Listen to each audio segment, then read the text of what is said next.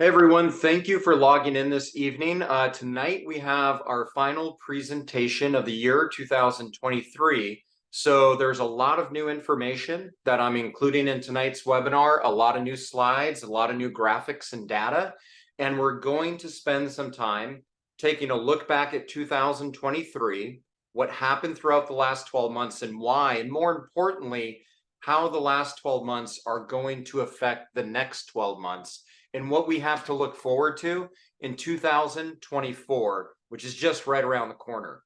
Quick introduction of myself. My name is Patrick Kappel, team leader of the Kappel Realty Group, based right here in San Diego with Compass. I have a little over 15 years of real estate experience. I started in the industry by buying real estate myself as an owner investor while I was serving in the Navy. I eventually transitioned out of the Navy into real estate full time, and I have the team I have today, the Kappel Realty Group, which has sold nearly $500 million in San Diego real estate in just the last 5 years. Take that into consideration, and myself and I, we know San Diego real estate inside out. I still serve in the Navy Reserves as a lieutenant commander and a local officer in charge of a Navy Reserve unit. When I transitioned out of the Navy, I went and got a formal education, which led me to doing things like I'm doing tonight, educating clients, educating consumers. That education is a couple of master's degrees. Here at the University of San Diego, I earned a master's of science degree in real estate. Before that, I earned an MBA at UCLA. And while I was still in the Navy, I went to the US Naval Academy where I got my bachelor's degree. That's that educational background that I like to approach everything within my business, from teaching and coaching clients into how to best position yourself in the current real estate market.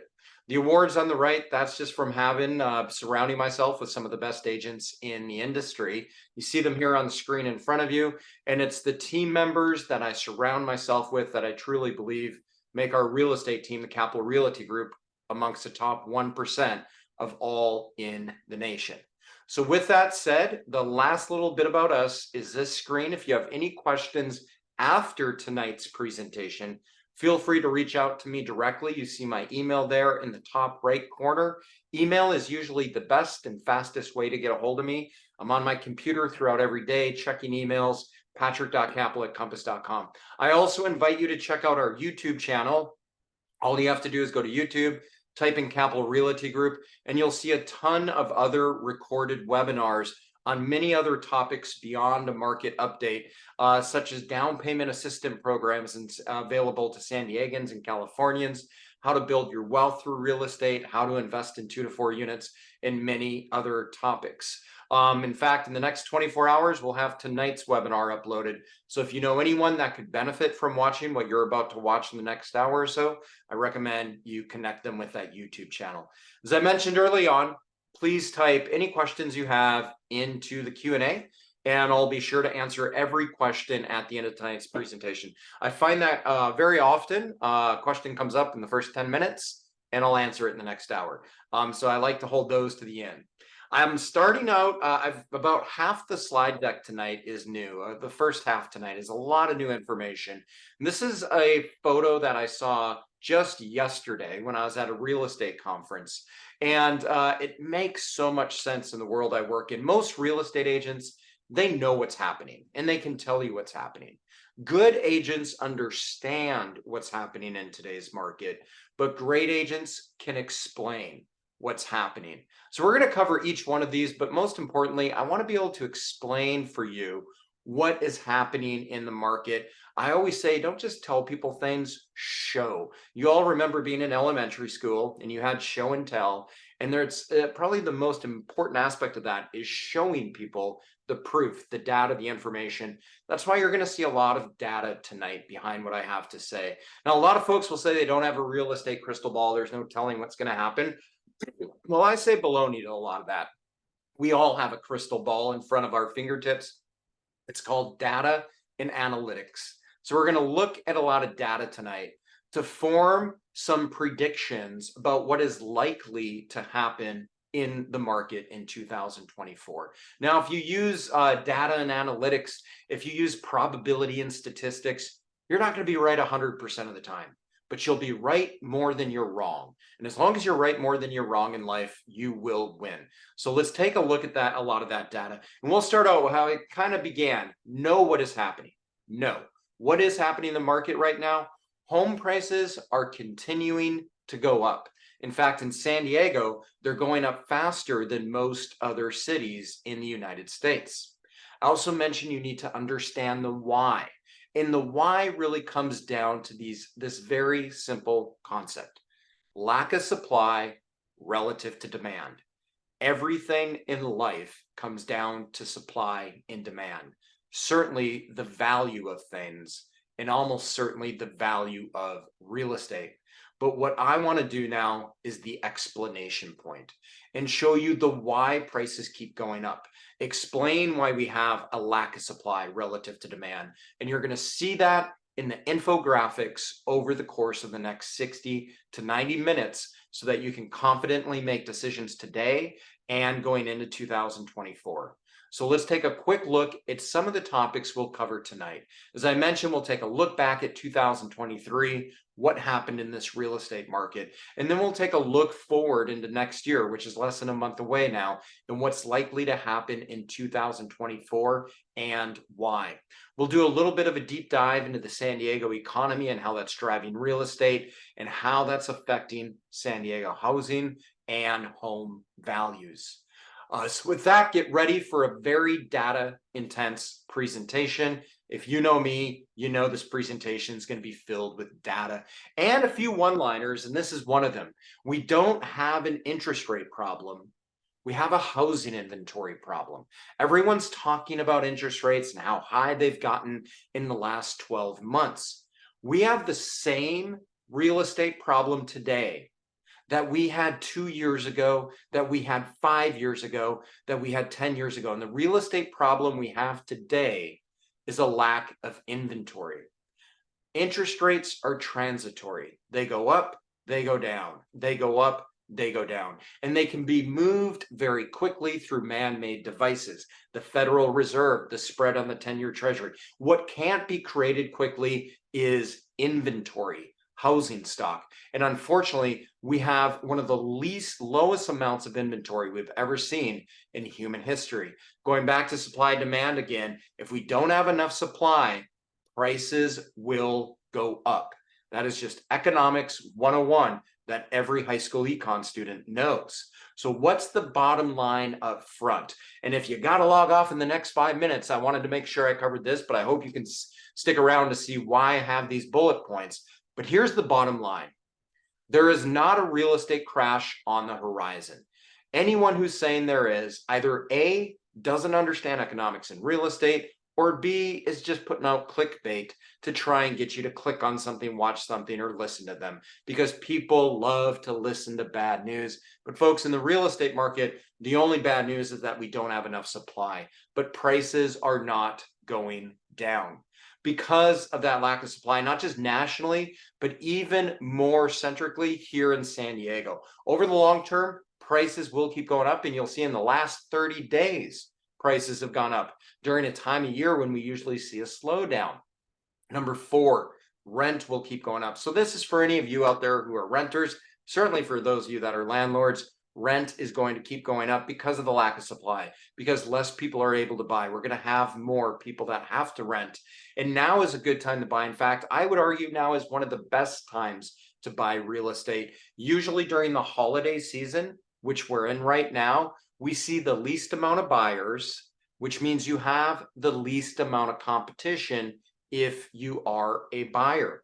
I'll show you some graphics tonight during the webinar that show what happens to home prices during the seasonality of Thanksgiving to Christmas as we go into a new year. And you'll see it's not until really about March, April that we see the spring buying season pick back up. I'm also going to share with you to start out here a few news articles, because it's always important to look at what's relevant, what's being put out there in the news. The Los Angeles Times recently had this article saying that there's only 3 things that need to be done to fix this housing crisis. Number 1, build more. Number 2, build more. Number 3, build more. Lowering interest rates, increasing interest rates, Adding just an ADU here or there, that's not going to change things. We need to have a massive amount of building in the years to come. And trust me when I say this, we are not building enough today, and we will not build enough in the years to come. As much as politicians might like to push on to consumers that we are building more, we will build more, we're simply not going to build enough. I'm 42 years old, and I believe in my lifetime, the next 40 to 50 years, we will not have enough housing for the population growth. For this reason, in San Diego, you know, we're landlocked in San Diego. It's almost like we're Hawaii, because to the left, we have an ocean. To the east, we have the Cleveland National Forest, which you can't build on. To the north, you have Camp Pendleton. And to the south, we have another country, Mexico. Unlike almost every other city in America, San Diego is, for all intents purposes, landlocked on its ability to continue to build. You take that landlocked pressure builder inability to build out and combine it with the fact that San Diego's economy and biotech community is growing at one of the fastest paces in the nation. And it's no surprise that this article came out within the last month that San Diego home prices are rising the second fastest in the United States of America. In fact, we saw this article just this last fall in August that San Diego real estate values combined hit a new record high of $727 billion. And prices now are higher than they were in August. So that number has only gone up. Now, this article might surprise some of you. If you're like me, you go out there and you talk to folks all day long, maybe you're talking to coworkers, and it's often said that everyone's leaving California. And the truth couldn't be further. While there are a large number of people leaving California, there are an equally large number of people moving into the Golden State, California. Now, the folks moving out are usually the lower income, lower net worth, lower educated folks that can't afford San Diego anymore.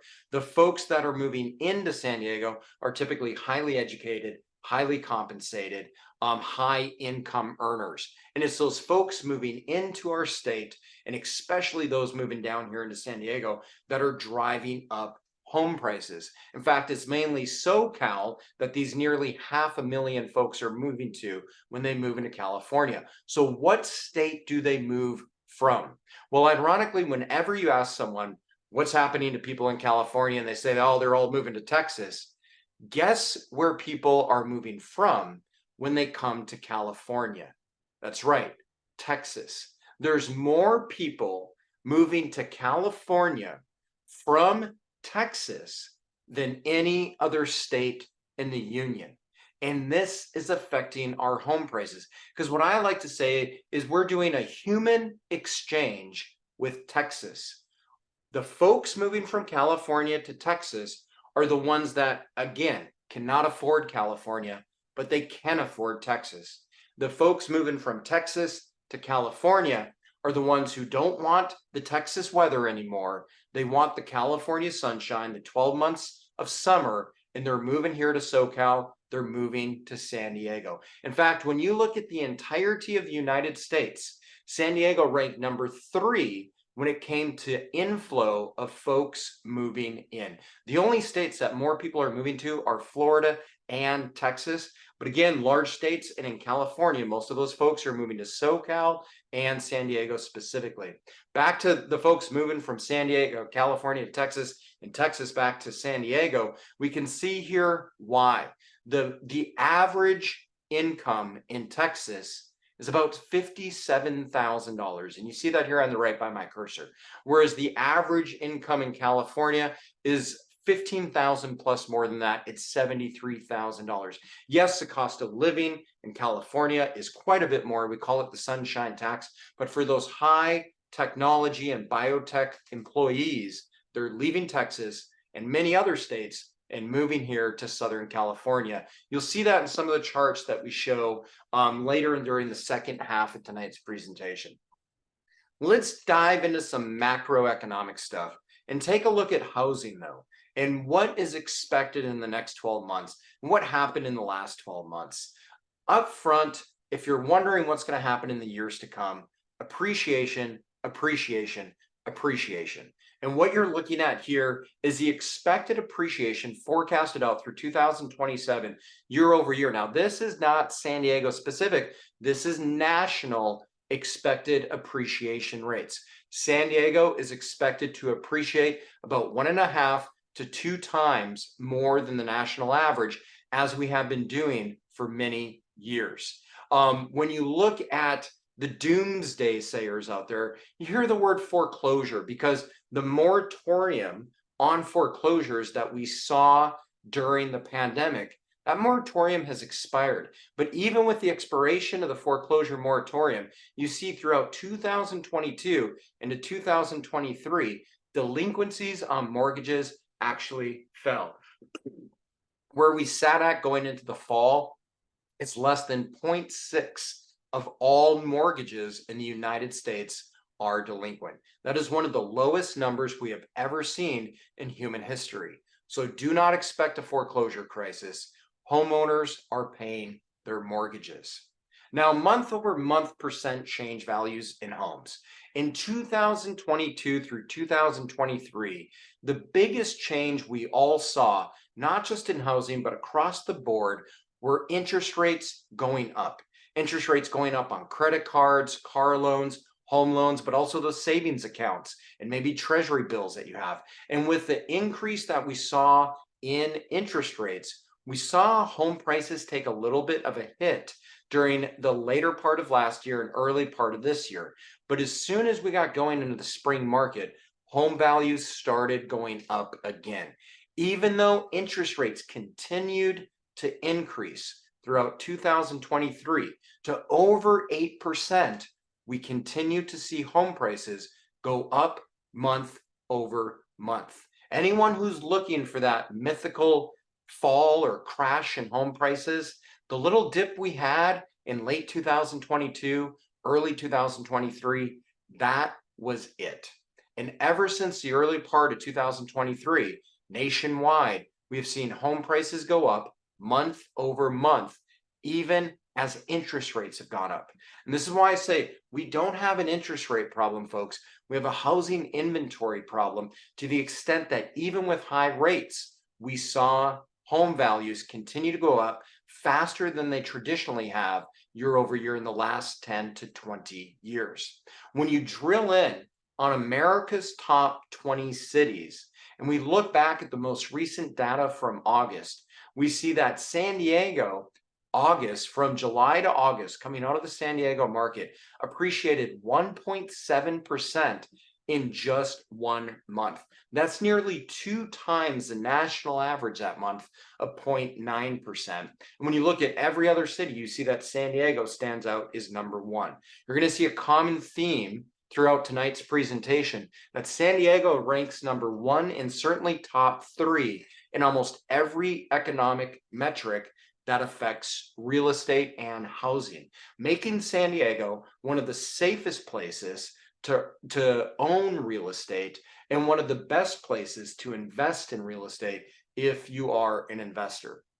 Now, as mentioned here by Black Knight, for the second month in a row, home price growth trended higher in every one of the 50 US largest markets, mirroring the sharp reacceleration on the national level. And guys, again, this was back in August and September when rates were sitting around 8%.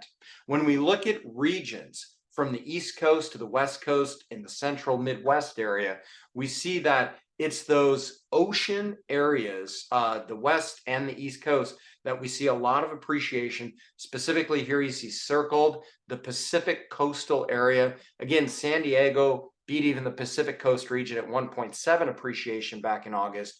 But when we look up and down the Pacific seaboard, we see on average from Washington to Oregon to California, 1.1% month over month was the appreciation. Why is this so important? Because it's around this time in August that we hit all-time high interest rates, high 7s, low 8s. And even with all-time high interest rates, we saw homes accelerating month over month at some of the fastest rates we had ever seen, further emphasizing that the root problem is a lack of supply relative to the demand out there in the United States. Now, this slide in front of you, this chart is a very important one that I've never shared with anyone during any webinar. What are you looking at? You're looking at how much does real estate appreciate month over month in any given calendar year. Now, every year is a little bit different, so this is the average going back 50 years, 49 years to be exact, from 1973 to 2022. Why do I want to share this one with you? Because I know that there's a lot of buyers out there who are waiting. There's a lot of buyers out there, and you might be one of them, who are waiting for prices to drop. Not going to happen. We'll show you why. Buyers out there waiting for interest rates to drop. That will happen. But when that happens, you will see prices skyrocket. Those buyers who wait are going to wait to pay more money. Why do I say that so confidently? Because when you look back nearly 50 years, we see that most appreciation in all real estate markets nationally happens from March through August, our spring market through the end of summer. Very little appreciation, sometimes even depreciation, occurs October, November, December, and January. So in a normal year, if you are a buyer and you buy real estate in November, December, January, February, you're going to pay less than if you would have waited to buy in March, April, May, June. For this reason, myself and many of my team members buy real estate between the months of October and February. Now, that's normal years. Guys, 2024, this chart you see in front of you is going to be magnified and exasperated. Why do I say that? Because we are now at a point in the interest rate cycle where interest rates are going down. In just the last few weeks, we saw interest rates go down almost a full percent, from the 8s to the 7s. Interest rates will likely continue to go down throughout 2024, throughout the next quarter or two even. The Federal Reserve has signaled that they're pretty much done raising rates. With that said, the 10-year Treasury has gone down. With that, the 30-year mortgage has gone down.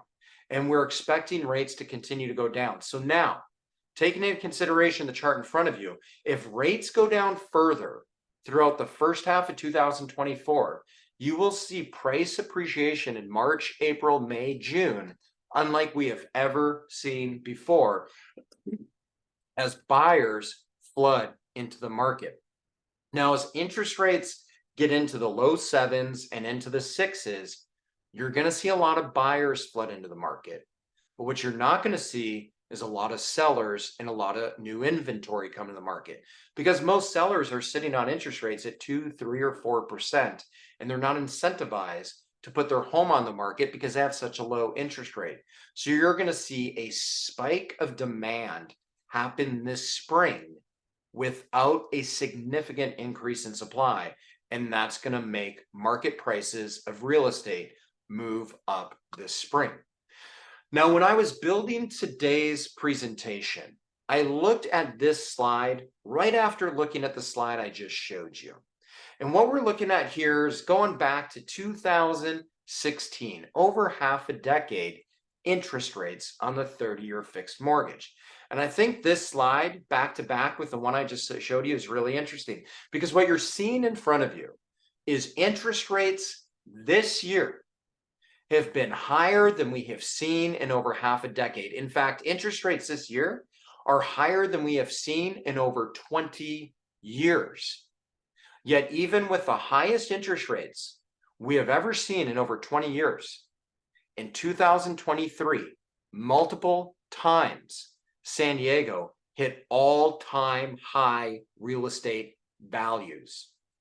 If real estate in San Diego is hitting all-time record highs of value at the same time that we have the highest interest rates in over 20 years, what's going to happen to real estate values when interest rates go down. You and I both know they will skyrocket as we see rates come back to normalize. What you see now is that same chart I showed you 2 slides ago.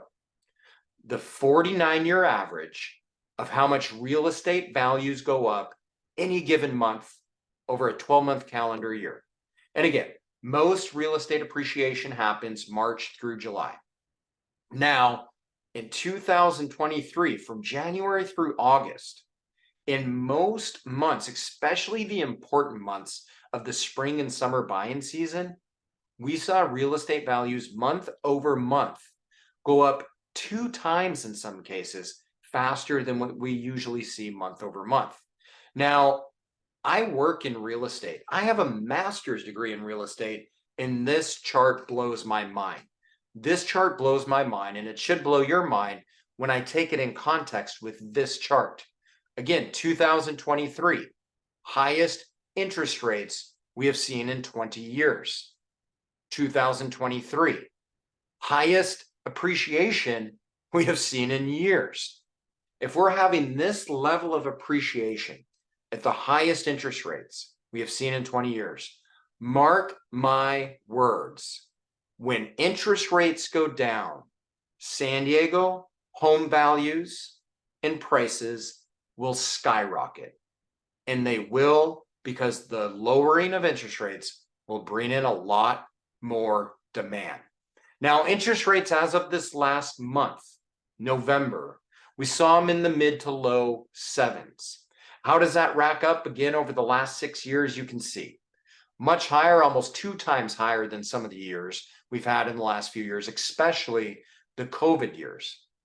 But when we take the interest rates we just saw last month and we rack and stack it against interest rates we have seen over the last 50 years, kind of comes out as an average. You can see here in the 1970s, 80s, even the 1990s, interest rates were relatively higher than where we're sitting today. Go talk to anyone who was buying real estate in the 70s, 80s, and 90s, and they say, what, 7%? No big deal. But for those of you who maybe just got into real estate in the last 10, 20 years, it seems really high, but folks, it's been kind of the average. Nonetheless, you're seeing rates fall today, and you'll continue to see interest rates fall in the coming weeks, the coming months, and throughout 2024.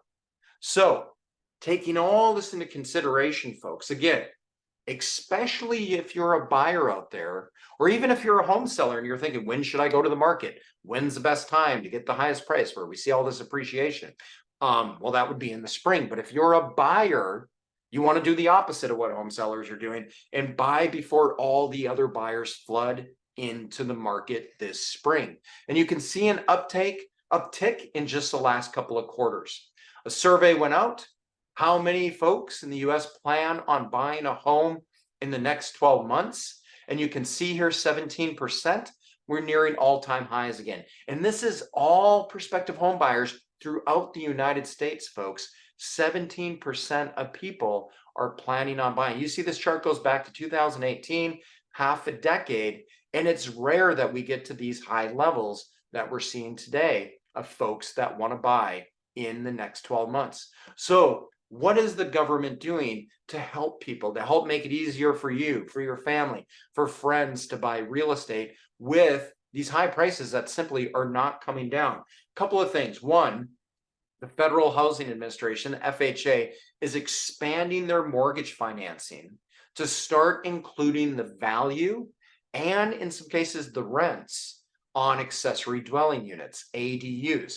Been a real just key word for the last couple of years, ADUs, especially in California. But if you can find a home where you can build a secondary unit, maybe out of a garage, out of a basement, out of a portion of the house, or even buy a house that has an accessory dwelling unit already built, that secondary rental property can help offset your mortgage. And now government financing is helping finance those ADUs. Second, and this one just came out within the last month, and I'm going to quote this one because it's important. Fannie Mae announced in November, just this last month, that it will begin accepting 5% down payments for owner-occupied 2, 3, and 4 unit properties. This is big news because it used to be if you're buying a 2, 3, or 4 unit property, you often had to put down 15 to 25%. But now that threshold has dropped tremendously to just 5% down. So there's going to be many individuals and many families out there, and maybe you're one of them, who's going to be able to afford a San Diego property because maybe you buy a 2 unit, a duplex. You put down 5%, just like you would on a single family home, but now you're renting the second unit, maybe even a fourplex. We have many clients that do that. Now you might be thinking, well, I don't want my tenant living next door to me. I don't want to share a wall with them. There's ways around that. There's a lot of 2 unit duplex homes you can buy where they're detached homes on one lot. You can even put a fence up between the 2 homes so it feels completely like 2 different lots, 2 different homes, and now you've got somebody else who's helping you pay down your mortgage. You're able to buy that with just 5% down. Why is the government doing programs now to help folks buy? A couple of reasons. One, real estate is not going to get cheaper, folks. Certainly not in San Diego. And number 2, the gap between the haves and the have-nots is getting wider in America. You often hear the phrase, the rich are getting richer and the poor are getting poorer. That's a phrase because it's true. And the number one differentiator between the haves and the have-nots is not a job, it's not having a retirement account or a pension, it's owning a house. I know a lot of people that make $200,000 to $300,000 a year, but they're pretty poor because they don't own their house. They've been renting their entire lives. I know a lot of people that make 50, 60, 70,000 a year, middle school teachers that are extremely wealthy because they bought a house. And then maybe they bought an investment property and just kept on buying. The number one differentiator between the haves and the have-nots in America is, do you own real estate? I learned that firsthand myself, folks. I first moved to San Diego over 20 years ago in 2002. I was a poor kid from the Midwest serving in the Navy, and I had no money to my name. And the only thing that changed my life, at least financially, was buying real estate at a young age. And the graph in front of you, I've learned firsthand, is so true, with real estate being the fastest and most efficient driver of the wealth creation, financial stability. Now back to lending. Again, to all the talking heads out there that you might have heard saying that there's a crash on the horizon, if there's any chart that indicates there is not, beyond that foreclosure chart I showed you showing that foreclosures are at an all-time low, it's this: lending standards. What are you looking at? You're looking at what's called the Mortgage Credit Availability Index. What does that mean? How easy is it to get a mortgage? The higher you see the green line, the easier it is to get a mortgage, and the lower the standards are. The lower you see the green line, the harder it is to get a mortgage, and the more stringent the standards are to qualify to purchase a home. Now, this is a good thing because, as you can see, going back to 2004 through 2006, lending standards were horrible. You could do no income, no verification loans, ninja loans. You could tell a lender how much money you made and they didn't even verify it. That was back in 2006. And those poor lending standards led to that housing bubble, led to the Great Recession, and led to a lot of people losing their homes. So after that, we said, never again. And lending standards became as tight and stringent as ever, and they have not loosened up. It's a good thing that it's hard to get a mortgage. It's a good thing to feel like you're going through an FBI background check to get a mortgage. You pretty much are, because we want to make sure everyone who buys is not going to collapse in the coming years. For this reason, distressed property sales, as I mentioned, are at an all-time low. Now, from 2021 to 2022, you see that flat orange line? That was forbearance. But even coming out of forbearance, off the pandemic, we are still seeing foreclosures at all-time lows. Why do I put this chart out? Because there's going to be some headlines and some talking heads, people that just want to get your clicks that'll say foreclosures in 2023 were 2 times greater than they were in 2022. And the truth is, they were 2 times greater, but they are still 1% or less of all sales, still at historical lows. And the only reason they're a little bit greater is because we came out of that forbearance. But there is just simply no foreclosure crisis on the horizon because we've had good underwriting standards with credit qualifications. So what's the forecast going into 2024? Well, here you see a chart back and forth of how many homes sold in 2023 and how many are forecasted to sell in 2024. About 4.8 million homes sold throughout the United States in 2023. And we're expecting just a few more, just about 8 to 10% more at 5.2 million homes. That's still a low level of home sales, folks, but you can see that it's going to be greater than what we saw in the last year. With that increase in home sales, we're also seeing a decrease in interest rates and an increase in home prices. And you see that here in front of you. In fact, what you're looking at is estimated home price performance from December to December this year, 2023, and each year going out to 2027. Now, the key thing I want to really point out is this is national expectations. Again, San Diego usually in the recent history has appreciated about 2 times faster, if not more, than national averages. So we saw 3.3% appreciation nationally.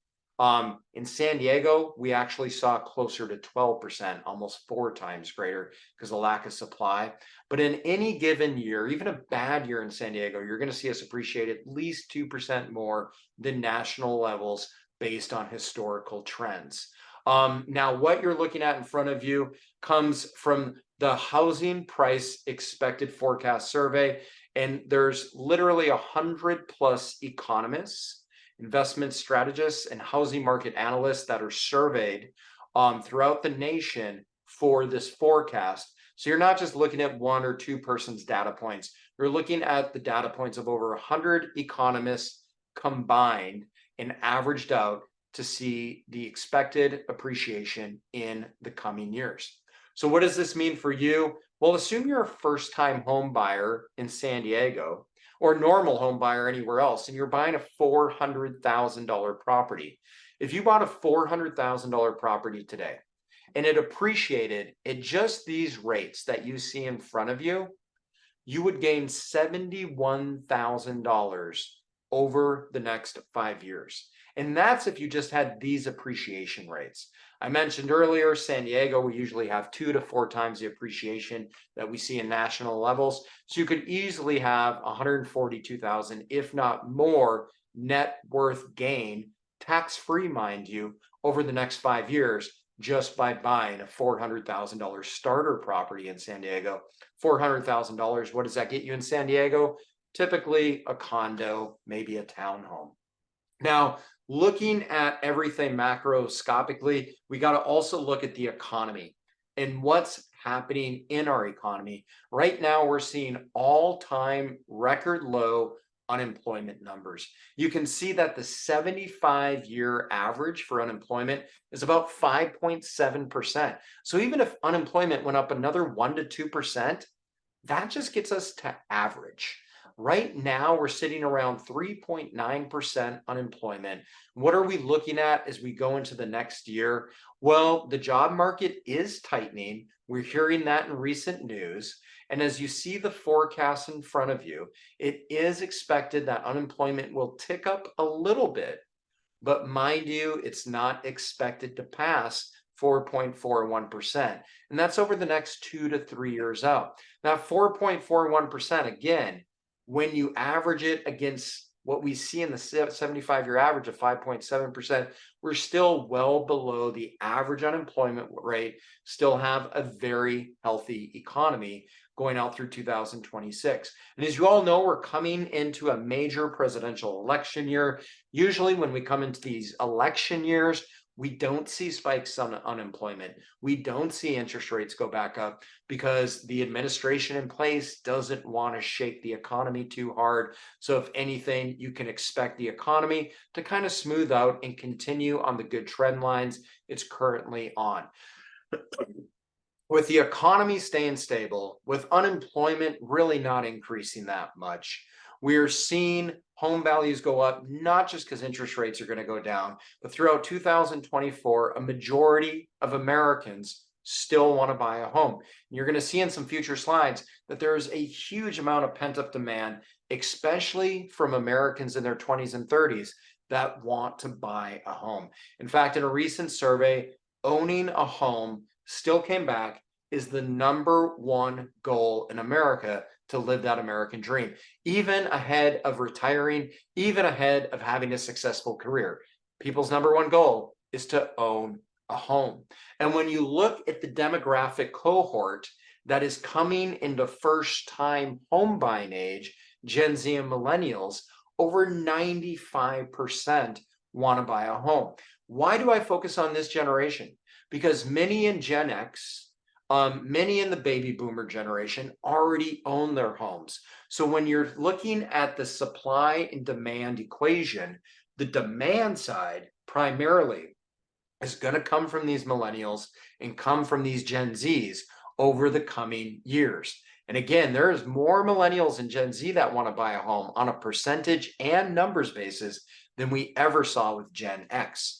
The primary reason they want to buy a home is emotional. It's lifestyle reasons. It's pride of ownership. It's a place to have your family. If you're a homeowner, you know all these reasons. But the second reason is the financial reasons, which I really like to hit home on, no pun intended. But the only way to have financial security in this country, in my opinion, is to own what you live in instead of renting it. So with all that on major macro, what's been going on with interest rates and home prices and what's expected in the next 2024, the next 12 months, based on the forecasts of many economists, let's take a look and drill into San Diego specifically. What I'm going to show you over the next half dozen slides or so is data covering the San Diego real estate market from new listings to median sales price to properties that were sold this year that were put into escrow. And we're going to compare this year compared to 2022 and 2021. Now, when you look at the next handful of charts, anything in blue is single family homes. Anything in red is attached homes. So think condos and townhomes. When you look in the top chart on the top left, you can easily see where we stand this last month of November compared to November of 2022, November 2021. And that's on the left. And you can also see year to date. How do we compare 2023 compared to 2022 and 2021? And as you can see, new listings in San Diego County from 2022 to 2023 were down 32%. We had almost a third less homes come to market in San Diego County relative to the previous year, and that was even less compared to 2021. This is where I get back to we have a lack of supply. There's many reasons to that, two of the most prominent being we simply have not built enough supply, and number two, current homeowners don't want to sell because they're locked into these low interest rates. Now, I like the chart on the bottom because on the bottom chart, you can go back over a decade, all the way to 2012. And you can see how every year we typically peak on the number of listings in the summer, and then they hit a trough in the winter. And that's playing out right now. Again, we hit a peak in the summer, and the amount of inventory new listings is going down as we go into the winter, but we're much lower than what we usually see in any given year. What you're looking at now is pending sales. This next slide shows how many new properties had a contract put on them and an offer accepted in any given month. It's rare that less than 1,000 homes sell in San Diego. In fact, if in any given month. In fact, if you go back 11 years to 2012, there is not a single month when there's less than 1,000 homes that have an offer accepted and go into pending status, except for 2 months. Last December of 2022, which you can see right here, my cursor is pointing on it. And of course, last month, November of 2023. What is that telling us? Demand is hitting some all-time lows at the same time that supply is hitting all-time lows. Yet the supply and lack of it is outweighing the demand and how much that has fallen. And that is why we're still seeing home prices go up, which you'll see in a couple of slides. Now, closed sales, this means an offer was accepted, escrow was opened, and the property actually closed. Just because an offer is accepted doesn't mean a property closes. Sometimes properties fall out of escrow. We see last month in November, again, very rare thing happened, in less than 1,000 homes actually sold. And we've only seen that, as I mentioned before, twice in the last 11 years. I mentioned December of last year is when we had the least amount go pending, and usually it takes about 30 days for a home to sell, meaning January, the next month, we saw less than 1,000 homes sell. Same thing happened in November, 916 homes sell. Only 2 times again in the last decade plus that less than 1,000 homes have sold. Well, you might be thinking, well, because of that, demand must be low, so prices must be going down. But that is simply not true. Demand went down a little bit because interest rates were so high, or interest rates are coming down now. However, supply was also sufficiently low that it drove up sales prices. What you see in front of you right now is the median sales price going back to 2012 on that bottom chart. And you can see we hit an all-time record high in August. Remember when that news article came out? San Diego home prices worth over $7 trillion. Well, we fell a little bit from the 1.015 that we saw in August to 995 and then 960 in October. And then the trend reversed. From October to November, you can see prices started appreciating again.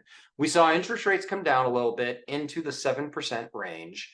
We're seeing prices continue to, and interest rates continue to go down, which is going to ensure prices continue to go up. Now, it is surprising to see prices go up October to November. Prices usually go down from October to November, November to December, December to January. But this is a bit of an anomaly because we're now seeing interest rates go down. So during this holiday season, we should see prices remain stable, if not pick up a little bit. And as interest rates continue to go down into the spring market, which is typically when we see the most price appreciation, you're going to see prices just go bananas. If prices can go up over $20,000 in just 1 month from October to November, you will see the market go bananas March, April, May, June, July, and you will see prices skyrocket well over $1 million. Mark my word now, I'll do this webinar 12 months from now. I would not be surprised if by the end of 2024, the median sales price in San Diego is 1.05 million, if not even 1.1 million. Mark my word again when I say this, in 2024, we will likely set a new record sales price for median home price in San Diego County. We set it this year at 1.015, 2024, San Diego will surpass that. And if you look back 12 months to December, look where we were, $865,000. That's when those rate hikes really started coming about. And we saw interest rates go up December to January. And then we hit what I always talk about, the spring market, February, March, April, May, June. Prices just kept coming up. The only reason prices softened a little bit July and September and October was because of those 8% interest rates, which we're done with. and we probably won't go back to. So we're at 980 now for a median sales price. Median sales price is going to cross $1 million here in the next couple of months, and it's probably going to go up to 1.1 million in the next 12 months. This is why I'm saying if you're a buyer, I would buy now before you get further priced out of the market. Or just have to buy a cheaper home that maybe you don't like as much. Now, percent original list price, whenever homes are selling at 95% or above the list price, it's a strong market. And right now in the last month of November, we saw homes selling on average about 98.4%. For attached homes, condos, that was at 98.9. It's softening a little bit, yes. It's because we're not in the spring and summer market anymore. Again, go back to that spring market and you see from April through August, homes sell 99 to 101% of list price. As you go into the fall and the winter market, comes off a little bit. When we see these list prices, keep in mind, this is an average. A lot of times you'll have a home that might be overpriced and those homes sell below list. You'll have a home that's underpriced and those homes will sell well above list. I'll show you in a couple of slides later on tonight how long a property typically sits on the market before it's sold based on its list price. What you're looking at right now is just the average days on market across all price ranges. Now, the average days on market for single family homes across all price margins is 28 days for single family homes, so about a month, and 27 days for attached homes. That's gone up a little bit, as you can see, for condos. It's kind of staying flat around 28, 29 for detached homes. You're going to see a little bit later, though, how it's affected based on the price of your home. Some homes sit longer, some homes come off the market sooner based on the price point. The inventory of homes for sale, this goes back to our supply and demand problem. Look back again all the way to 2013, and you will notice the blue line is usually between 8 to 10,000. What is that telling you? Usually in San Diego, before COVID, before the pandemic, a normal San Diego market has 8 to 10,000 single family homes for sale and about 4,000 condos for sale. That's a normal San Diego market. Today, we're sitting at just over 4,000 homes for sale. That's nearly 60% less homes than we usually have. And we're sitting at just over 2,200 condos for sale. Again, about half of what we usually have. So seeing that the inventory in San Diego today is about half of what it usually is in a normal market, there's just not enough inventory for a crash, folks. The only way you can have a price crash of anything, housing included, is to have more supply than you have demand. And that's simply not the case. We have far less supply than we have demand. Now, I mentioned that I would show you based on price point. So if you're a buyer, look at this. If you're a seller, look at this. What you're seeing in front of you is the percentage of demand, i.e. buyers, relative to the percentage of inventory in the San Diego County market. So let's take a look at the first line. In San Diego County, your inventory price $750,000 and below is 31%. So 31% of all homes and condos for sale in San Diego are priced at $750,000 and below. The amount of buyers with a search set in the MLS at $750,000 and below makes up 37% of the demand. So what does this mean? If you're looking to buy something $750,000 below, as a buyer, it's going to be a challenge because there's more buyers than there are sellers at that price point. As a seller, it's a little bit easier because you've got more buyers than you have supply. Same thing with 750 to 1 million. You can see that's 29% of demand, 22% of inventory. As you start to get up around 1 million to 1.5 million, it starts to even out. Once you get 1.5 million, 2 million and above, you start to have more supply than you have demand. And that's obviously going to change your days on market a little bit. Next, Let's get into a little bit more on economics and the data that's affecting the housing market now that we've taken a close look at the last 30 days of the San Diego market. Why are home values going up so much when interest rates are so high? You would think with high interest rates, home prices would go down, right? And that would be the case if supply and demand was in equilibrium. But as I mentioned before, there is far more demand than there is supply. The next two charts are the two most important charts to explain that point, that there's far more demand than there is supply. What you're looking at in front of you is the demand side of the equation. Human beings, people. And in America, we witnessed Gen X, which was my generation, was one of the smallest generations ever, certainly way less than baby boomers. And Gen X was followed by one of the biggest generations ever, millennials. Now, those millennials, a lot of them are still living with mom and dad. A lot of them graduated into the Great Recession and they were not able to buy houses. They're 33 now, they're in their mid 30s. And millennials are hitting first-time homebuyer age. Right behind them is post-millennial Gen Z, another even bigger generation. So what does it mean when we have one of the biggest generations in American history hitting first-time homebuyer age? And oh, by the way, a lot of them delayed buying a home. That means we have a lot of pent-up demand of buyers, and another big generation right behind them, Gen Z. Now that is your demand side of the equation. Let's take a look at the supply side of the equation. This is existing home inventory in the United States of America, homes for sale amongst those that are being resold. And in 2023, we hit an all-time low with less than 1 million homes for sale at any given time and 980,000. That's how we entered this year. Now, what I want to do is stack these two charts on top of each other. And what you can notice is in 2006, my generation, Gen X, was hitting first-time home buyer age, 33.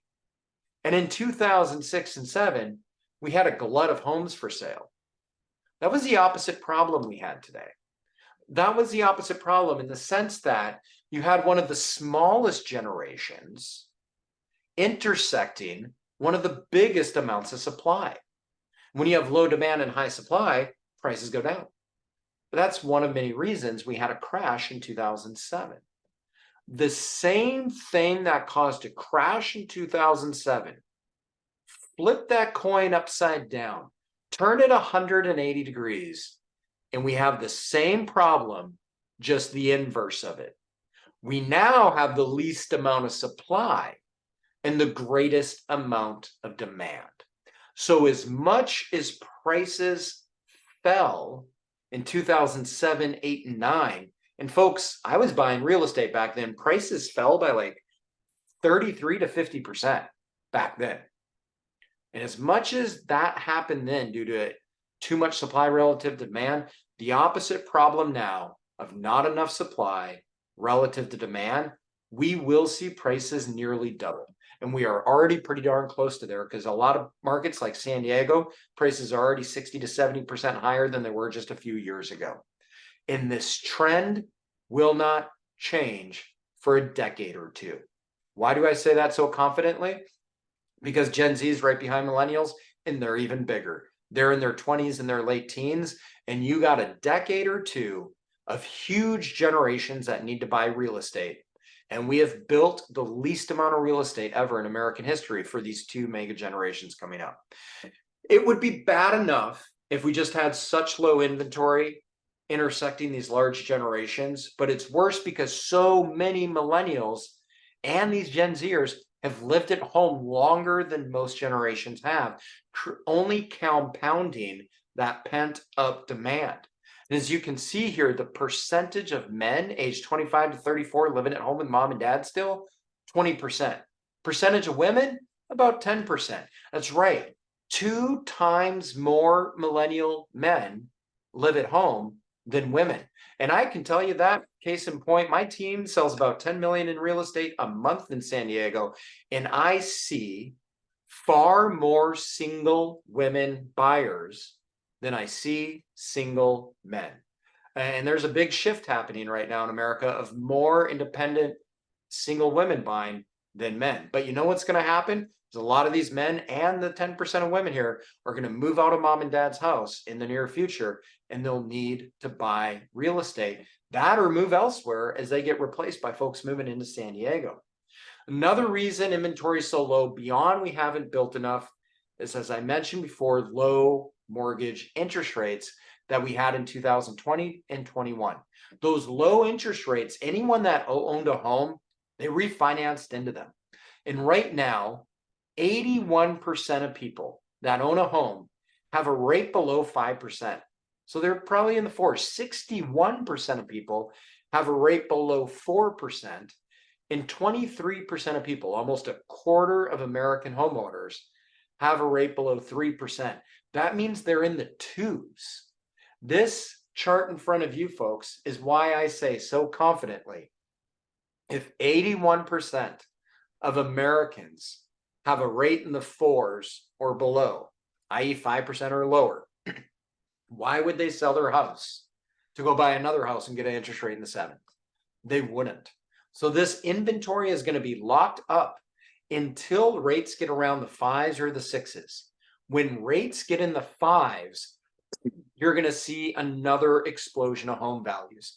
There's two major explosions of home values with prices skyrocketing that you will see in the next 3 years.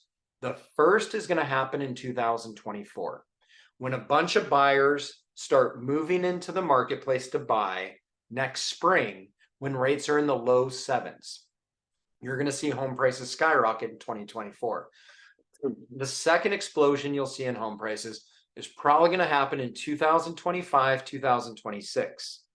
That's going to happen when interest rates keep going down, providing we follow the economic cycle we're on, and we see interest rates get into the low sixes, high fives. And this will probably happen by late 2024, 2025 at the latest. When interest rates get in the low sixes, high fives, you're going to see a double boom in real estate values, because you're going to see all these sellers sell, but they'll also buy, because every seller, unless they want to become homeless, is typically also a buyer. Now, how do we know where interest rates need to get for a buyer frenzy to happen? We know because we see the data. And as you see in front of you, buyer demand really starts getting strong when we go below 6.5%. We've already fallen 1% in the last month, and we're in the low sevens. And you'll see in some future charts that it's not going to be surprising if we hit the mid to low sixes throughout 2024. So which way are interest rates going to be going in the next 12 months? Well, here's the new chart. This survey, which was just completed last month amongst Fannie Mae, MBA, and NAR, we can see the average of all three, which is what we'll look at on the far right here. The end of this quarter, Q4 2023, we're looking at rates to be in the mid to low sevens. By the time we get to the end of Q1 2024, rates will probably be in the low sevens and in the high sixes by Q2 2024. Once we get around the halfway point of 2024, certainly in the Q3, we're looking at mid sixes. And as I mentioned early on, it won't be surprising if interest rates fall into the low sixes by the end of 2024. And as we get into 2025, we might even be talking about 5% interest rates. So what does this mean for you if you're a buyer? What does it mean for you if you're a seller? As interest rates continue to go down, you will see home prices continue to go up. The faster interest rates go down, the faster home prices will go up. Why is that? Because as interest rates go down, more and more buyers who have been sitting on the bench for the last year or two are going to come into the marketplace. But what you won't have is more and more sellers, Because again, the sellers are sitting on interest rates in the 2s, the 3s, and the 4s. They're not going to trade that rate for a 6 or a 7. So as rates go down, more and more buyers come in. You'll see the biggest spike in home prices March, April, May, June, July. As I showed in the previous chart, we always see the biggest spike in home prices during those months. And now it's going to be combined with interest rates going down at the same time. Now, as a buyer, this should incentivize you to want to buy now because prices will go up throughout 2024. As a home seller, it depends. If you have to sell now, well, then sell now. But if you can wait just a little bit longer, you will fetch a much higher sales price in March, April, May than you would December, January, February as rates trend down and we go into the spring buying season. This just shows you where mortgage rates are expected to go in a different type of graphic, kind of that step ladder down quarter through quarter as we go through 2024. We're certainly not going to go back to where we were in the 2s, the 3s, and the 4s, certainly not in the next few years, but we'll come off that high point of 8% that we experienced in the last few months. So what should you do? Wait to buy and then wait. Well, I think you know my opinion on that. But in case I didn't say it loud or clear enough, buy now while real estate prices are relatively low compared to what they could be in the future. And I know what some of you might be thinking, real estate prices aren't low, they're super high. Well, you're looking backwards in time. There's a reason why the windshield is big and your rear view mirror is small. It's more important to look into the future than it is to look into the past. Anyone can easily look into the past. Looking into the future takes a little bit of skill and analytics. That's why I share data with you. And when you look into the future, you see what I see, prices will go up. So today, prices are still relatively low compared to what they'll be in the next 6 to 12 months. But there's ways where you can get the best of both worlds. You can get that low interest rate that you think you have to wait 6 to 12 months to get, while also getting today's prices before they go up further. And how do you do that? There's things like 2-1 buy down programs. What is a 2-1 buy down program? You can have your lender buy down your interest rate for a year or two. And buying down your interest rate, it costs a little bit of money. Sometimes you can structure that into an offer and get a seller to help cover that. But with a 2-1 buy down program, you buy down your interest rate a little bit for a year, maybe 2 years, and it goes up after a year, it goes up after 2 years. But by that point, interest rates nationally will have come down anyway, and you can refinance into the new lower national rates.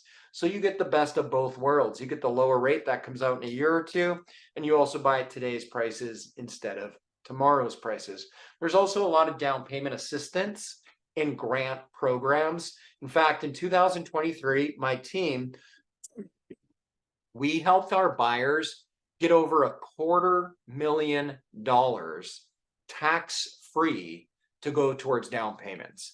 Yes, we helped buyers get over $250,000 cash from the state of California, from the county of San Diego, and from the city of San Diego. Those 3 government entities are giving away millions of dollars towards a down payment, especially for first-time home buyers. A lot of folks will say, well, that's great, but isn't renting cheaper than owning? And the truth is, renting is not cheaper than owning. I'm going to do a little math for you because you know me, I love math. What if you could rent a place for $3,000 a month, or you could own the same place for $3,990? And I would ask you, which one's cheaper? Now you would look at this and you'd say, well, 3,000 is cheaper than 3,990, so that's the way I should go. And I would say you're right, 3,000 is cheaper, but if you plan on not existing in the next year, then yeah, maybe rent. But if you're going to live another 5, 10, 20, 30 years, owning is exceptionally cheaper than renting. Owning is millions of dollars cheaper than renting, not just $990 cheaper. And let me show you how $3,990 a month is actually cheaper than $3,000 a month. And I'm going to show you with math. What you're looking at in front of you is a very complex Excel spreadsheet that I built some time ago. And I'm not going to bore you with the details of it or the numbers, but I want to show you the output of this Excel spreadsheet and also the input. You don't need to worry too much about all the calculations on the right that Excel graciously did for us, but let's zoom in on the top left. And let's look at person A and person B. They both live in a $500,000 condo in San Diego. Person A, well, they decided that they want to own it. Person B decided to rent it. Now, the person renting it is paying $3,000 a month. The person owning it is paying $3,990. And we see those numbers over here on the right. You can see the owner in green and you can see the renter in red. And anyone can look at this and see that at first glance, it's $990 cheaper to rent. Why is that? Because realities of life. If you buy a $500,000 condo in San Diego, let's say you put down only 5%. If you put down 5%, that's $25,000. That means you're borrowing $475,000. Let's say you did that 2-1 buy down loan, so you can get a 6.5% interest rate today. With a 6.5% interest rate today, your mortgage payment, including taxes, including insurance, is $3,590. But it's a condo. So you have an HOA you got to pay. And you see that up here in the top right, $400 a month HOA. And when you include your mortgage, your interest, your taxes, your insurance, your HOA, you're paying $3,990 to own this property. Now, if you rent it, I already mentioned, you pay about $3,000, almost $1,000 less. But there's some things you don't benefit from. One of them is appreciation. The average rate of appreciation in San Diego County going back over 4 decades is 6%. San Diego, over the last 40 years, appreciates about 6% year over year. Rental increases, rents go up. And in San Diego, your rent can go up every year between 5 to 10% a year. So let's assume that you're healthy and that you're going to live for the next 30 years. What's the difference between owning and renting? You might think, well, I'm going to move. If you're going to move, that's even better. Now you can turn it into a rental, and I'll show you what will happen to you as the landlord by owning this as a rental. Maybe you're not going to move. You're going to live there for 30 years. That's great too. But let's take a look at what happens over 30 years, because math is meaningless without time. You got to go through that fourth dimension. And the fourth dimension, folks, is time. So when you move forward through time, you can see over the next 30 years, the owner paying that steady mortgage payment paid $1.597 million, whereas the renter paid $2.391, almost $2.4 million in rent. How did the renter pay so much more? How did the renter pay $795,000 more when initially they were paying a lot less? It's the power of compounding interest. And as we see here, when you have a mortgage, your payment pretty much stays the same for 30 years, whereas the renter's rent went up 5% a year, year over year. And that's a minimum if your landlord is being nice. Now, what else happens over those 30 years? Your monthly payment changes. You see, as an owner, after 30 years of mortgage payments, you own the property free and clear. And now all you have to pay is taxes, insurance, and HOA, which at year 31 is going to come out to just over $2,000 a month. Now, as a renter, you thought you were getting a good deal, renting it for $3,000 a month. But after 30 years of 5% annual rent increases, you're now paying over $12,000 a month. And that sounds crazy, but again, that's a power of math and compounding money. When you increase $3,000 a year by just 5% over 30 years, that rent becomes $12,000 a month. Now imagine if you're the owner of this property and you're still living there, you're feeling happy because you're only paying $2,000 a month. Now, if you moved, that's okay too. Just don't sell the property, keep it as a rental. And now you're retired 30 years into it, maybe in your 60s or 70s, and you're renting this property for $12,000 a month. Well, you're only paying $2,000 a month to own it, and you're cash flowing $10,000 a year, paying you a bigger pension than even your job gave you. But the biggest differentiator, remember how I showed the net worth of homeowners is far higher than that of renters, and that's the last section. Your net worth, if you buy a $500,000 property today and it goes up in value 6% a year, year over year for 30 years. After 30 years, that $500,000 property is now worth over $3 million. And you're not just a millionaire, you are a multimillionaire. And that sounds crazy that a $500,000 property could be worth 3 million. But again, that's the power of math and the fourth dimension, time. You take math, money, and you move it forward with time, and 500,000 becomes 3 million quite easily over 300 years or 30 years. Whereas that renter still has a net worth of 0. This slide is why it is so important that if you want to be financially free, you want to be financially secure, you want to be able to retire one day, you must own real estate. And my mantra is always buy and never sell. I told you I moved here 20 plus years ago as a poor kid in my 20s. I owned nothing. I had like $1,000 in my bank account. That was it 20 years ago. And now I own 8 properties in San Diego, and I've never sold anything I own. Because of the power of math, guys. Math is magic.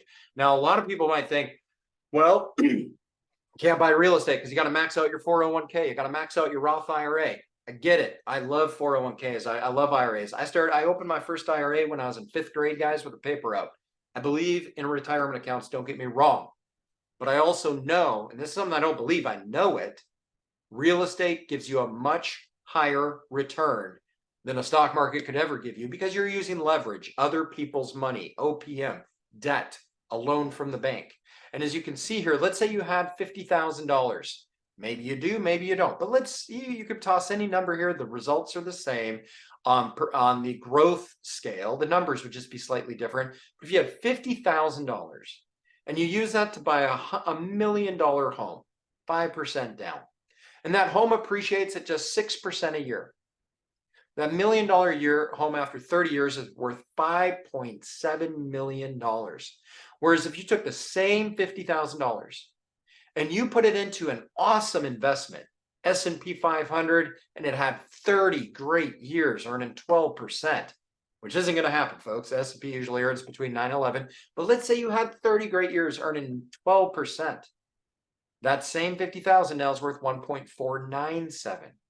You're earning twice a return is what that house appreciated at 6%, yet you have a fraction of the net worth. It's because your money works harder for you when it's in real estate where you've used financing to buy the real estate. And this is the power of real estate, folks. Math does not lie. A few more slides before we wrap it up and go to Q&A here. Home ownership, guys, beyond just being an emotionally stable place to hang your hat, you're never going to get evicted, you're never going to get a rent increase. It's also a good hedge against inflation. As we go back 50 years, we can see home price appreciation in the US. The green bars almost always outpace even inflation, the blue bars, every single decade. The other thing, though, that outpaces inflation, this is a double whammy if you don't own a home and you're a renter, is rents usually go up faster than inflation. The chart in front of you, the green line is rents. The blue line is inflation, again, going back to the 1970s. And as you can see, the green line is almost always higher than the blue line. What does that translate to you? Rents go up faster than inflation. So if you rent instead of own, number one, you're not appreciating the ability to build wealth by owning real estate. And two, you're getting a double whammy punch to the face because your rents are usually going to be going up faster than inflation. That's why in real estate, we call it renter's prison. You're in financial prison when you are a renter.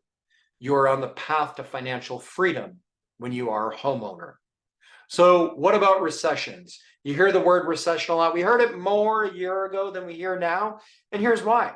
Most economists are now not expecting a recession. They're expecting this soft landing that the Federal Reserve has been talking about. Not the case a year ago. In 2022, we see that most economists were predicting a recession. In fact, 63%. But as we fast forward to now, October 2023, most economists, 52%, are predicting no recession. It's still pretty close to 50-50 though. So what if we do have a recession? What would that mean for housing? Well, that would mean home prices would probably go up. So what am I saying? I'm saying home prices are going to go up if we don't have a recession. And I'm saying home prices are probably going to go up if we do have a recession. So I'm saying home prices are going to go up no matter what. And why am I saying that? Because the data, history, statistics. If we look back at every recession going back 40 plus years to the 1980s, the majority of the time when we have a recession, home prices go up. In fact, for the last 6 recessions, home values went up. Why is that? Sounds weird. It's because of this. Every time we have a recession, interest rates go down. Because to get us out of the recession, the Federal Reserve lowers interest rates. The Federal Reserve is going to lower interest rates now anyway, most likely as we go into 2024 and 25, to keep us from getting into any type of recession. So all the more reason we will see home values go up almost regardless. Here's the question. I already gave you the answer. Up and up and up. How much do I believe this? My sister she's closing escrow on her second property in San Diego in 2 weeks. I wouldn't have my family buying property right now if I thought it was stupid to buy property right now. Me personally, I'm getting pre-approved for a loan right now because I believe now is a great time to buy. I wouldn't be getting pre-approved for a loan if I thought it was a bad time. I'm taking my own advice. And here in San Diego, prices, as I mentioned, are expected to go up faster and more than the rest of the nation. What you're looking at is a Zillow survey that was done back in July, about 5 months ago now. The darker the blue, the more the appreciation going into 2024. And you can see San Diego County is a pretty dark blue color. And as I mentioned earlier, it's a lot of these coastal states on both the East and the West Coast. In the Midwest, not as much appreciation expected over the next year. What about beyond 2024? What about 2023, 2025, 2026? As we go through the next 3 years, more and more economists and analysts are expecting appreciation. Again, no crash on the horizon, nothing but green, nothing but appreciation. And in San Diego, as I said it before, the most powerful thing on earth is supply and demand. And in San Diego, we just don't have the supply. We have so much demand, creating it a good decision to buy here because of the demographics and the lack of supply. You can see here going into 2021, we were short, and we're short even more. We're short by over 70,000 units. And this is based on needing 15 units built a year.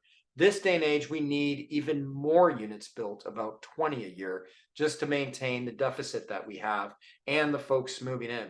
I also always say that the value of real estate is heavily based on the economy around that real estate. And when you look at the San Diego economy and the California economy, you see that California has the biggest economy in the United States at well over 3.36 trillion, almost 2 times the size of the economy of second place Texas. There's just no going down for California because of all the businesses and all the growth here. And the fastest growing economy in California, in fact, one of the fastest in the nation, is San Diego. And we see that growth coming from venture capital investment. You can see here 8.6x growth in venture capital money coming into San Diego over the 10-year period in front of you. And a lot of that venture capital growth coming into San Diego is this right in front of you: life science, biotech, and just general technology companies that are setting up center stage here in San Diego County. In fact, when you look at all the metropolitans across the United States that have hit growth stage levels of venture capital investment, San Diego is far and away number one, with over that $9 billion that came in 2021, putting us above Seattle, DC, Denver, Austin, and many other growth stage venture capital, biotech, and general tech cities. We're ahead of the pack in many other ways, including Department of Defense spending. San Diego is the number 2 recipient of DoD dollars. We're also growing faster in our downtown region than any other downtown in America. San Diego has seen a 99% resurgence of its downtown growth since pre-pandemic era. And we've become a top destination, I told you, Anyone moving out of Texas is probably moving to California, most likely San Diego. And San Diego is ranked nationally as the third most attractive destination for folks looking to move to a different city. You can see we're right behind Miami, Sacramento, and then here it is, San Diego, with folks moving from Seattle, folks moving from LA.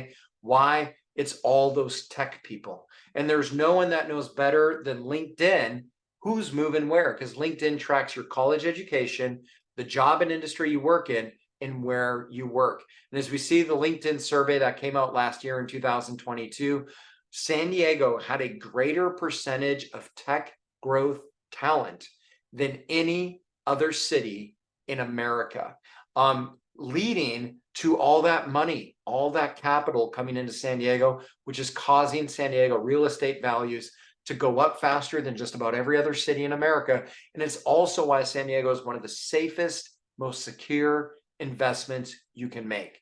San Diego real estate. And we saw this article come out just a couple of months ago in September, that nationwide, San Diego homeowners are the least likely to sell homes at a loss in the entire United States. Guys, I've been saying it for over half a decade, but San Diego is bar none what I believe to be the best investment, not just real estate investment, the best investment you can make in the world. That includes Bitcoin, that includes gold, that includes stocks, that includes bonds, that includes private equity.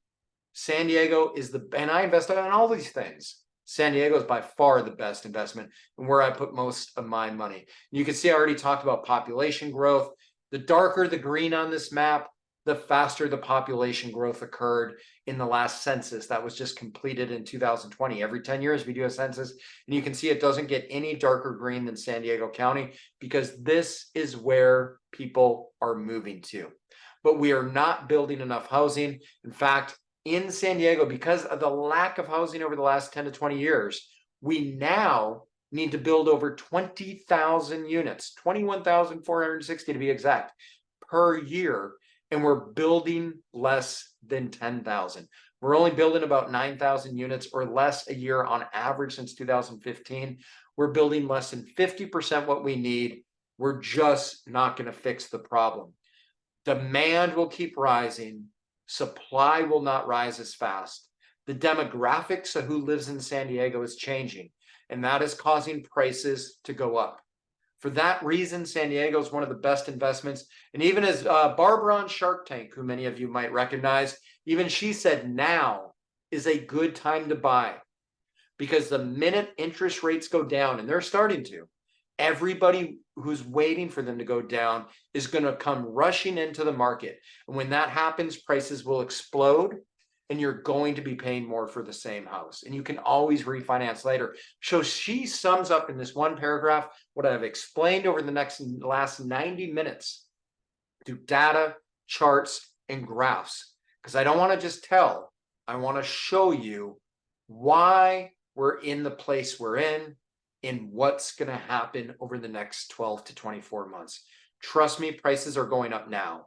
They will continue to go up over the next year or two, likely over the next decade or two, because we're not going to have enough supply to satisfy that demand. And for all the millennials and all the Gen Zs that haven't bought yet, and they're nervous about it, the 5 top obstacles to why they don't want to buy are laid out right here before you on this slide. The number one being not having enough savings for a down payment.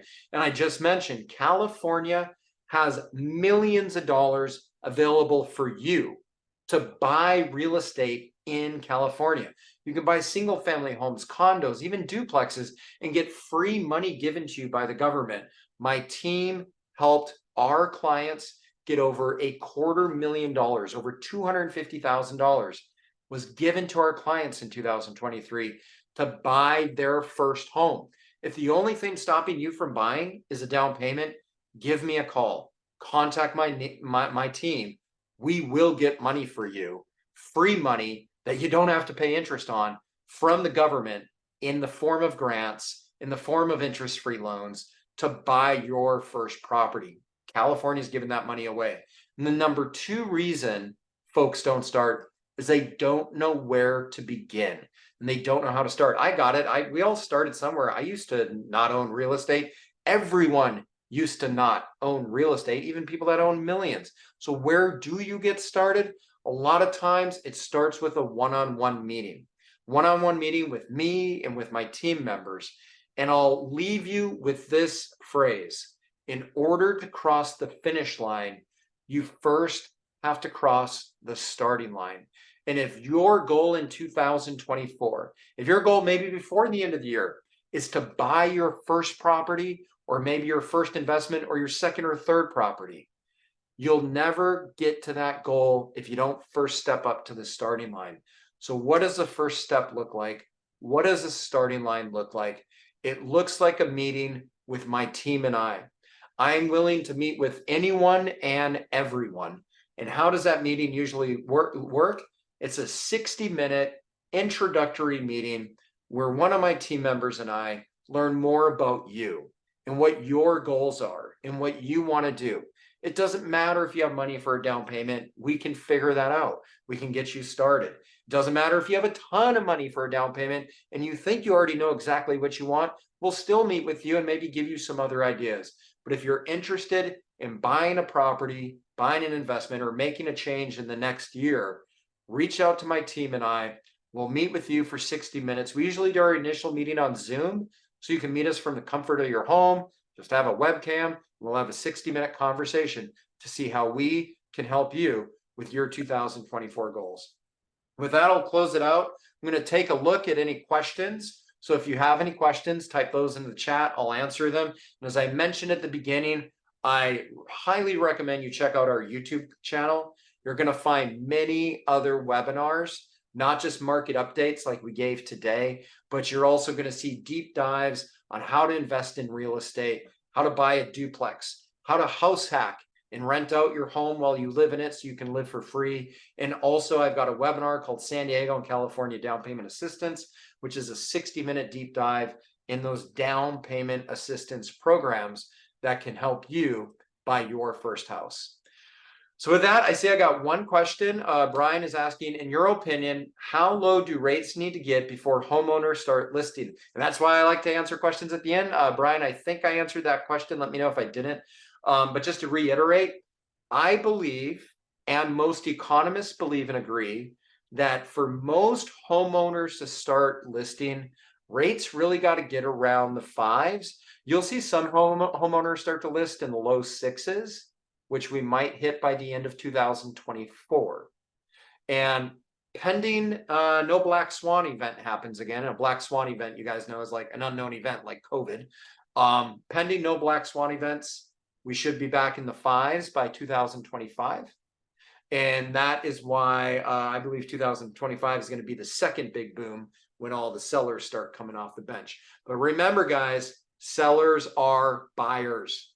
What do I mean by that? Unless, you know, one day we all leave this earth, unless someone passes away, when someone sells a home, they usually need to buy a home unless they're going to become homeless. So it's a 1-for-1 trade-off usually when these sellers buy. When they sell, they also buy. So I think 2024, interest rates are going to come down. Buyers are going to flood into the market. Home prices are going to skyrocket. By the end of next year, we're going to be close to 1.1 million as a median sales price in San Diego. Right now, we're just below $1 million. So I'm predicting about 10% appreciation in San Diego next year. And might even be greater. 2025, we'll see a second wave when interest rates get to the 5s and lots of buyers come in. Next question, Corey's asking, what is my largest perceived risk or reason not to buy in San Diego? That's a great question, and I'll give you the same answer that I gave 5 years ago and that I gave 2 years ago. The same answer I always give because economics moves kind of slow. My biggest perceived risk is nuclear war, Armageddon, geothermal nuclear war. And that might sound crazy, but I think in this day and age, you know, you never know. I served in the military, as some of you know, over 20 years. I worked in the nuclear power program early on in my career. Later on in my career, I worked in chemical, biological, and radiological warfare. How do we defend ourselves from nuclear war? That was kind of one of my specialties. And I think that's the biggest risk. Now, I think the odds of it happening are very low, but the ramifications of it happening are very high if it does. Because as you know, insurance policies, and some of you might not know this, read your insurance policies. Insurance policies do not cover war, and they do not cover acts of God. Now, I'm not saying San Diego's at the top of the list of getting nuked, but if we did, that would wipe out all the real estate I own, and that would be awful. So hopefully that doesn't happen, Corey and everyone else. But I think that's the biggest risk. What do I think is the second biggest risk? Again, very unlikely, but the military pulling out is a huge part of our economy, but the military is not pulling out of San Diego. It's actually growing. The biggest risk I see that is more probable is a major earthquake. For that reason, I recommend all of you have earthquake insurance. I have earthquake insurance on all my property unless I don't have any equity in it. If I don't have equity in a property, I'm not going to have earthquake insurance. But once you start to get a couple $100,000 equity in a property, you should get earthquake insurance. It's not cheap, but it's worth it when you need it. Brian is asking, what do I think of ARMs? ARMs, for those of you that don't know, adjustable rate mortgages. If I was buying real estate right now, which I told you I'm getting qualified for a loan, I would probably get an ARM. Why would I get an ARM loan? Because interest rates are going down. I think ARMs are super risky for people that don't understand loans and people that don't understand economics and people that don't understand real estate. Quite honestly, not to sound offensive, that's probably most people in America. So I think ARMs can burn most people. An ARM loan is the last thing you want to get when interest rates are going up, because that means your payment's going to go up, and every time your interest rate adjusts, you're going to have higher interest rates. ARM loans are amazing things to get when interest rates are going down, because that means when your interest rate, you're probably going to adjust in the downward cycle. It's very similar to the 2-1 buy down. I on the house I'm sitting in right now, I have an interest only loan. But I know finance inside out between an MBA and a master's in real estate, but I think you got to know what you're doing. But Brian, the short answer is it depends. And the long answer is if interest rates are going up, don't get an ARM. If interest rates are going down, getting an ARM is okay. See, anonymous person asks, what cities in San Diego County will have townhouses less than 450 or around there, good to consider? Depends on if it's a 1-bedroom, a 2-bedroom, a 3-bedroom, of course, but for generalities, some North County areas, East County areas, in South Bay. So areas I like where you can find townhomes in that price range. Unless it's a lot of bedrooms, you can still find some condos and townhomes like out in Eastlake, and some stuff out in Lakeside, and some stuff out in North County. If you're looking around 450,000, the best thing to do is reach out to me. I'll connect you with one of my team members who's out there looking at properties day in, day out. And I'll tell you what, there's things my team members know better than me. I was at a presentation yesterday, and they said, if you want to be successful, hire people smarter than you and know things that you don't know. And within my team, I run my agents, but every individual agent on my team is out there showing properties, boots on the ground, opening doors, writing contracts. And I bet you there's someone on my team that can answer that question even better, on the best cities to buy for 450,000 and below. So with that, reach out to me and I'll connect you with someone on my team that works with a lot of first-time home buyers at that price point. See, Carl's asking, do you think there's a chance that rates will not continue to drop coming up, like higher for longer scenario? I think even if the Federal Reserve doesn't raise rates and they just keep rates where they are, mortgage rates will stay steady, if not come down a little bit. Why do I say that? Because mortgage rates usually have a 1.5% spread between the 10-year treasury and the 30-year mortgage. And there's a lot of finance reasons behind that. Carl, I know you and you got your MBA, so you probably know why, but it's the risk premium and the liquidity premium, which any of you with an MBA know what that means, but a risk premium and a liquidity premium on Wall Street It's a premium Wall Street needs to get on an investment above the 10-year treasury because of the risk and the liquidity or lack of it. So because of that, 30-year mortgages usually have a liquidity and risk premium 1.5% above the 10-year treasury. Now, the 10-year treasury right now, I haven't checked in a couple of weeks because I haven't bought any in the last couple of weeks, but I think they're around the mid fours. And that means 30-year mortgages today should be at 6% if it abided by the typical rule of a 1.5% spread. Why is it not? Because rates were going up so fast, and every lender knew that you were going to refi if you got a mortgage in 2023. So lenders artificially buffered, increased their rates. The person you got your loan from, were they increasing rates? No. The person they were selling the loans to on Wall Street demanded a higher rate, a higher risk premium of about 3% plus. I could go on, but the bottom line is the risk and the liquidity premium is starting to come back down to where it should be, 1.5. And even if the Fed doesn't raise rates anymore, you'll still see 30-year mortgage come down. And it should level out around 6, even if rates don't go up that much more, but they won't level out around 6 in the next 6 months. It's going to take a year or so. Now, if the Fed starts to lower rates, you'll see them come down even faster and hit even the 5s. So with me predicting rates to get into the 6s in the next 6 to 12 months, that's with the Fed doing no rate cuts. If the Fed starts doing rate cuts, you'll see rates get into the high 5s, low 6s within the next 12 months. If the Fed starts increasing rates, if they do like one more increase, they signaled they won't, but they might. If they do one more rate increase, I don't think you'll see mortgages really come up because they still have more than 1.5% to close in on that 10-year. Casey's asking, do I think Fannie Mae and Freddie Mac will continue to expand their lending standards on ADUs? Yes. For example, will they lend on a duplex with ADUs? I think that lending standards will loosen based on the type of property. I don't think they'll loosen that much based on the borrower. What am I saying there? I don't think we're going to see the Wild West days of 2005 where you can make $0 a year and get $1 million loan. I don't think lending standards are going to loosen a lot based on the people borrowing. They'll loosen a little, not a lot. I think lending standards will start to loosen more and more based on the property. We just saw that with ADUs. We just saw that with 2 to 4 unit properties. And to your point, a duplex with ADUs, yes, I think will loosen. Is that going to happen in the next 6 months? Probably not. Governments move slow, and the government is behind most of these loans. But I think in the coming years, you will see that loosen up. Absolutely. And thank you, Brian. Yeah, I said I think it's around 4.5, 4.12.